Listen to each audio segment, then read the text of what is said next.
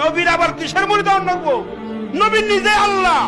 আমি অনুরোধ রাখবো, আমরা বসবো না, শিল্পীদের সাথে আপনাদের বসার দরকার নাই। আমাদের মধ্য থেকে আমরা একটা প্রতিনিধি দল, ওলামায়ে কেরামদের মধ্যে আমরা মাওলানা মুফতি আজম এরকম আমরা 10 জন লোক রাখি। আপনারাও 10 জন লোক একটা জায়গায় বসে আমরা এটার সুরাহা করতে চাই।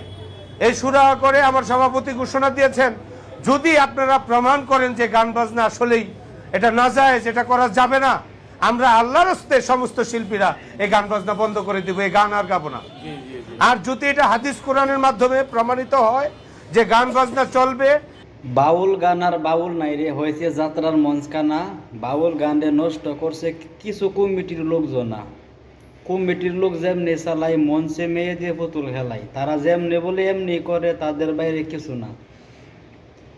তো বাউল গান বন্ধ করা হোক, পালা গান, নারী পুরুষ এবং পরব জীব পরম এই সমস্ত ফালা গান বন্ধ করে দেওয়া হোক টোটালে। কারণ তারা মন গারামত কথা কো, আল্লাহ রাসূল নিয়ে কথা বল, যেটা না বুঝে এটা নিয়ে কথা কো। বাউল গানের মধ্যে ফালা গান বন্ধ করে দেওয়া হোক।